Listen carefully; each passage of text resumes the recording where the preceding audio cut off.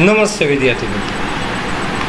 છેલ્લે ધોરણ 9 વિજ્ઞાન અને ટેકનોલોજી વિષયમાં આપણે 15મા ચેપ્ટરનો અભ્યાસ કરી રહ્યા હતા, જેમાં પાકની રીતો, મિશ્રિત પાક કે જેમાં આપણે શીખ્યા કે એક જ ખેતરમાં એક કરતાં વધુ પાક ઉગાડવા જોઈએ, કે કોઈ એક પાકને નુકસાન થાય તો બીજા પાકનું ઉત્પાદન આપણને મળે. અને બીજી એક પદ્ધતિ આપણે લાસ્ટ ટાઈમ જોઈ, આંતરપાક પદ્ધતિ, કે જે ચાસ પાડ્યા છે દરેક ચાસની અંદર આપણે અલગ અલગ પાક ઉગાડીએ. હવે આપણે ત્યાંથી આગળ અભ્યાસ કરીશું. તો ત્રીજી પદ્ધતિ જે છે એનો અભ્યાસ કરવાનો છે, જેનું નામ છે પાકની ફેરબદલી. કોઈ પણ ખેતરમાં ક્રમવાર પૂર્વ આયોજન કાર્યક્રમ અનુસાર વિવિધ પાકને ઉગાડાય તેને પાકની ફેરબદલી કહેવાય. કઈ રીતે? કે પ્રબળતા કે પરિપક્વન સમયગાળા ઉપર આધારિત વિવિધ પાકનું સંમિશ્રણ કરવા માટે પાકની ફેરબદલી અપનાવવામાં આવે છે. એકનો એક પાક આપણે જમીનમાંથી ઉગાડતા નથી, અને જો આપણે આવું કરીએ ને તો જમીનની ફળદ્રુપતાનો નાશ થઈ જાય. તો આપણે શું કરવું પડે કે એકવાર જે પાક ઉગી ગયો છે એને આપણે કાપણી કરી નાખીએ. એક કાપણી પૂરી થઈ જાય એ પછી કયા પાકને ઉગાડવો જોઈએ તે ભૂમિની મૃદુતા અને સિંચાઈની પ્રાપ્યતા ઉપર આધાર રાખે. જો પાકની ફેરબદલી યોગ્ય રીતે કરવામાં આવે તો એક વર્ષમાં 2 અથવા 3 પાક દ્વારા સારું ઉત્પાદન આપણે મેળવીશું. પણ આપણે એકનો એક પાક જમીનમાંથી ઉગાડ્યા જ કરીએ તો જમીનની ફળદ્રુપતાનો નાશ થઈ જાય, એક જ પ્રકારના પોષક તત્વો જમીનમાંથી ખેંચાઈ જાય, અને આખરે જમીનમાં આપણે રાસાયણિક ખાતર નાખી અને ફરીને આપણે જમીનને ફળદ્રુપ બનાવવી પડે, જે છેલ્લે તો જમીનને નુકસાન જ પહોંચે. એટલે એકનો એક પાક આપણે વારંવાર ઉગાડવાનો નથી, સમય સાથે આપણે પાકની ફેરબદલી કરતા જવાની છે. હવે જે જોવાનું છે એ છે પાક સુરક્ષાનું પ્રબંધન. હવે સમજો કે સારા બીજ લીધા છે, સારી જમીન છે, જમીનમાં આપણે ખાતર યોગ્ય પ્રમાણમાં ને સારું વાપર્યું છે, યોગ્ય પ્રમાણમાં આપણે પાણી પણ આપ્યું છે, અને ખેતી કરવાની અલગ અલગ પદ્ધતિઓની જાણકારી પણ આપણી પાસે છે. તો હવે જે પાક બન્યો સારો, એ પાકનું પાછું શું કરવાનું છે? સુરક્ષા આપવાની છે, એને સાચવવાનો છે. તો એ કેવી રીતે કરશું? એના માટે હવે અભ્યાસ કરશું. તો એ છે સૌથી પહેલો માઇનસ પોઈન્ટ જે છે નીંદણ. ખેતરોમાં પાકને નીંદણ, કીટકો, જંતુઓ અને રોગોથી નુકસાન થાય. જે પાક આપણે ખૂબ મહેનતથી બનાવ્યો છે, ખૂબ મહેનતથી ઉગાડ્યો છે, એ પાકને નુકસાન નીંદણ દ્વારા થાય, કીટક દ્વારા થાય, જંતુઓ દ્વારા થાય, અથવા તો કોઈ રોગ લાગુ પડે તો થાય. તો આ જે ચારેય જે પરિબળો છે, એ ચારેય પરિબળોથી જે પાકને નુકસાન થાય છે, એ નુકસાનને આપણે અટકાવવું પડશે. જો યોગ્ય સમયે નીંદણ અને જંતુઓનું નિયંત્રણ ન કરવામાં આવે તો પાકને ખૂબ જ નુકસાન થાય. તો નીંદણ એટલે શું છે? તો નીંદણ એ ખેતી ઉપયોગી ભૂમિમાં અનાવશ્યક વનસ્પતિઓ છે. ફરીને એકવાર, ખેતી ઉપયોગી જમીનમાં, મતલબ કે જેમાં આપણે ખેતી કરીએ છીએ એ ફળદ્રુપ જમીનમાં અનાવશ્યક વનસ્પતિઓ છે, કે અનાવશ્યક મતલબ કે જેની આવશ્યકતા નથી, જેની જરૂરિયાત નથી, એવી વનસ્પતિઓ છે. અહીંયા એના એકલા એક્ઝામ્પલ પણ આપ્યા છે, થોડા ઉદાહરણ. ગાડરિયું, જેને ઝેન્થેનિયમ કહીએ છીએ, ઝેન્થિયમ કહીએ છીએ. આ જે છે એ આપણું સાદું નામ છે, અને આ ઝેન્થિયમ જે છે એ આપણું વૈજ્ઞાનિક નામ છે. બીજું જે છે એ છે ગાજર ઘાસ, જેને વૈજ્ઞાનિક ભાષામાં પાર્થેનિયમ કહેવાય છે. ત્રીજું જે છે ઉદાહરણ મોથા, જેનું સાયન્ટિફિક નામ છે સાયપેરિયન્સ રોટુન્ડસ. આવા પ્રકારની જે વનસ્પતિઓ ઉગે છે જેની આપણે જરૂરિયાત નથી એને આપણે નીંદણ કહીએ છીએ. તો આવી જે વનસ્પતિઓ છે ને એને ઉગાડવા માટે મહેનત નથી કરવી પડતી. જમીનમાંથી ખૂબ સરળતાથી આ ઉગી નીકળે છે એની જાતે. અને આ જે છે નીંદણ એ શું કરે તો કે એ ખોરાક મતલબ કે જમીનમાંથી જે પોષક તત્વો મેળવવાના છે એ સ્થાન અને પ્રકાશ માટે સ્પર્ધા કરે. આપણે જે પાક ઉગાડ્યો છે એ પાકનો ફેલાવો જે થતો હોય એ ફેલાતો અટકે. શું કામ? કારણ કે બાજુમાં બીજી વનસ્પતિ ઉગી ગયેલી છે નીંદણ નકામી, એટલે સ્થાન જે છે પૂરતી જગ્યા મળે ને. જમીનમાંથી પોષક તત્વો આ પાક મેળવે છે અને નીંદણ બાજુમાં છે એ મેળવે છે. અને પ્રકાશ માટેની સ્પર્ધા. આ વનસ્પતિ છે હજી આપણું જે છોડ એ નાનું છે અને આ નીંદણ છે એ ખૂબ ઝડપથી મોટી થાય કારણ કે એનો વિકાસ એનો વૃદ્ધિ દર ખૂબ વધારે છે. હવે એ મોટી થાય તો પહેલો પ્રકાશ એને મળે એટલે એ ઉર્જા એ ખોરાક એ બનાવી લેશે. એ બનાવશે તો આપણો છોડ તો નાનો છે, જે એકચ્યુઅલ પાક છે એ પાકને પૂરતા પ્રમાણમાં પ્રકાશ મળશે નહીં. નીંદણ પોષક તત્વો પણ મેળવે છે જેનાથી પાકની વૃદ્ધિ ઓછી થાય છે. એટલા માટે સારી ઉપજ માટે પ્રારંભિક અવસ્થામાં જ નીંદણને ખેતરમાંથી કાઢી નાખવું જોઈએ. ત્યારબાદ છે કીટક અને જંતુઓ દ્વારા નુકસાન થાય છે. આપણે જોયું તો સામાન્ય રીતે કીટક જંતુઓ 3 પ્રકારે વનસ્પતિ ઉપર આક્રમણ કરે. કઈ 3 રીત? તો કીટક અથવા જંતુ છે એ મૂળ, જમીનની અંદર મૂળ, પ્રકાંડ એટલે જે થડ છે અને પર્ણો, ડાળીઓ અને એના પર્ણો એને કોતરી નાખે. એનો ખોરાક તરીકે ઉપયોગ કરીને કોતરી નાખે.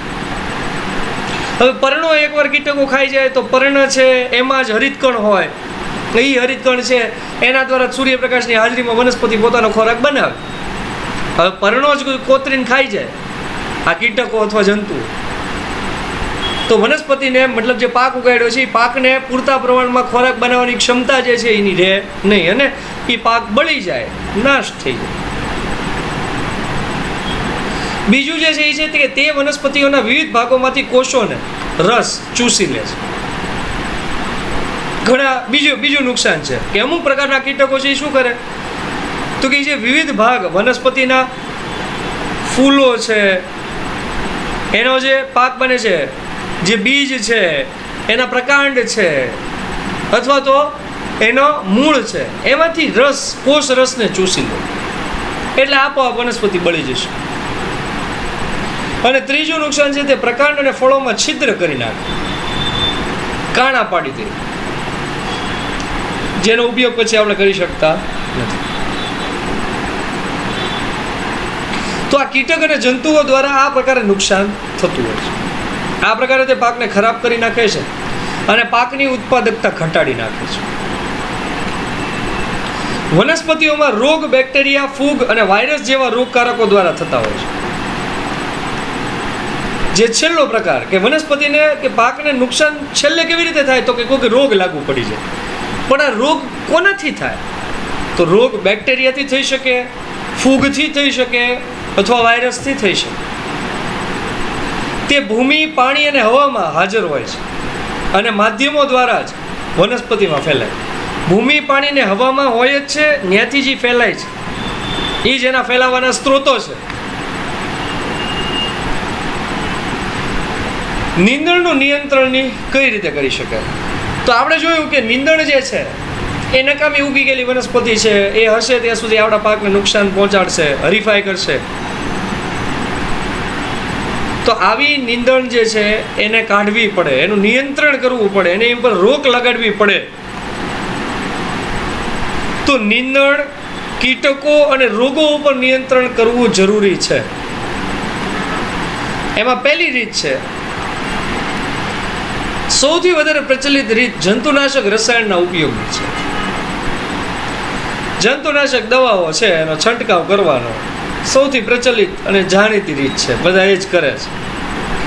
એમાં શું આવે, કઈ જંતુનાશક આવે? તો તૃણનાશક. તૃણનાશક એટલે નકામું જે ઘાસ હોય એનો નાશ કરે. કીટનાશક, જે કીટક લાગુ પડ્યા હોય એનો નાશ કરે. ફૂગનાશક, કોઈ રોગ લાગ્યો હોય ફૂગને કારણે તો એ ફૂગનો નાશ કરે.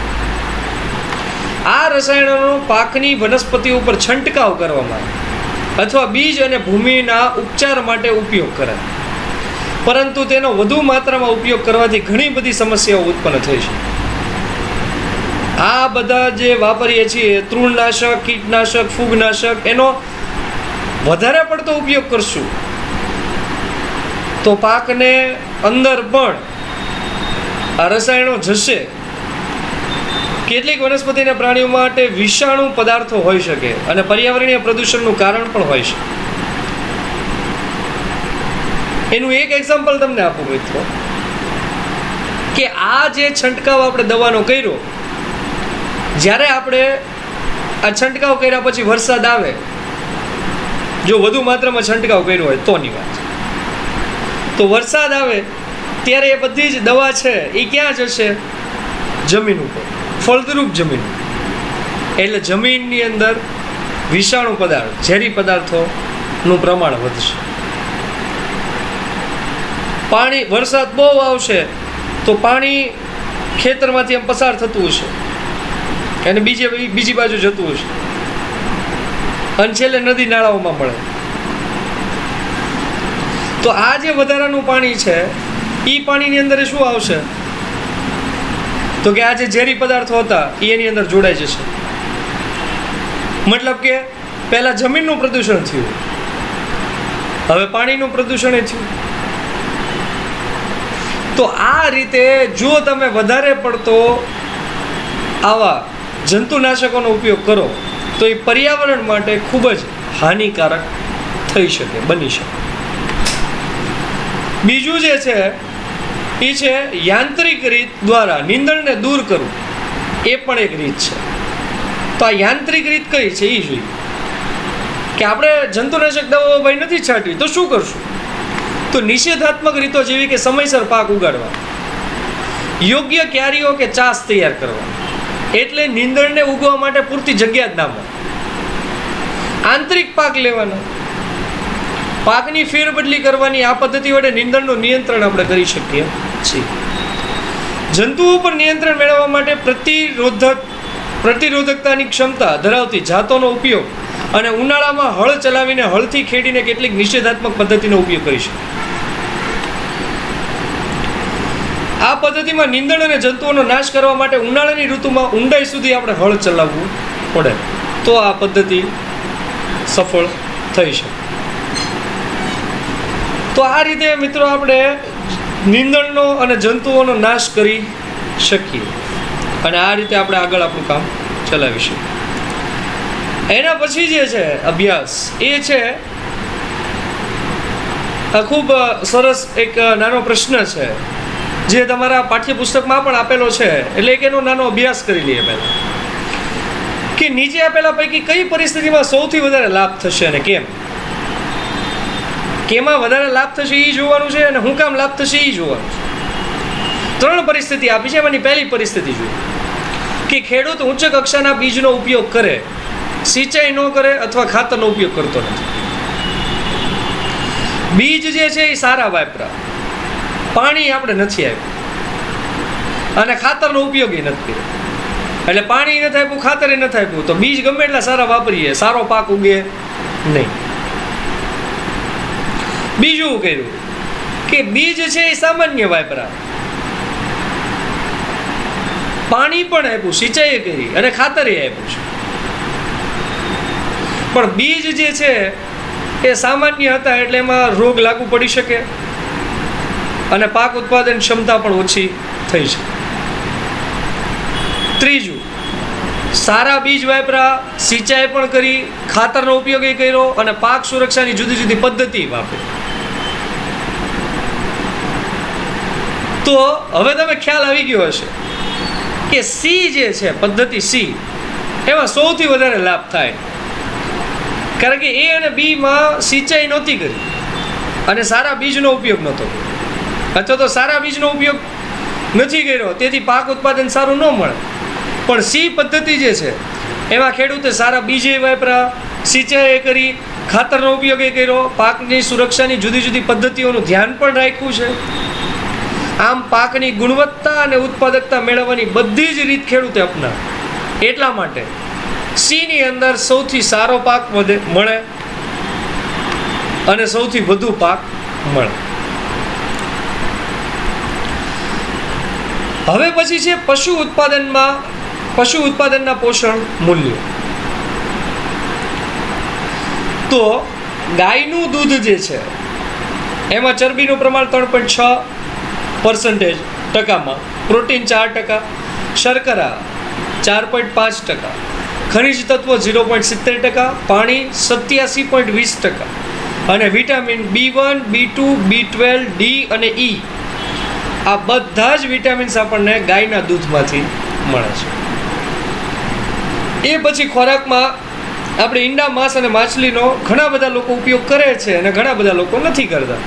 શાકાહારી લોકો માત્ર દૂધનો જ ઉપયોગ કરે છે. માંસાહારી લોકો ઈંડા, માંસ, માછલી આ બધાનો ખોરાક તરીકે ઉપયોગ કરતા હોય છે.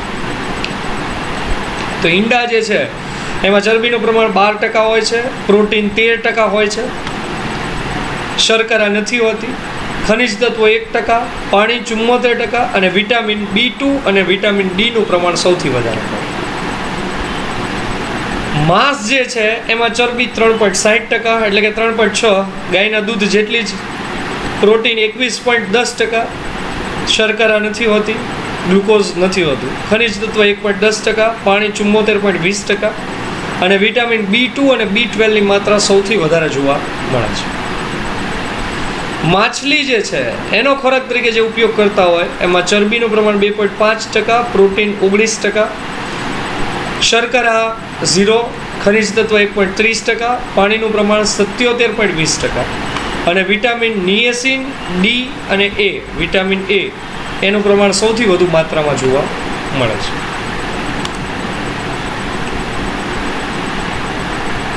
હવે જે અભ્યાસ કરવાનો છે ગોદામોમાં અનાજને નુકસાન કેવી રીતે થાય છે એનો. પણ મિત્રો આજે આપણે આનો અભ્યાસ કરવાનો નથી.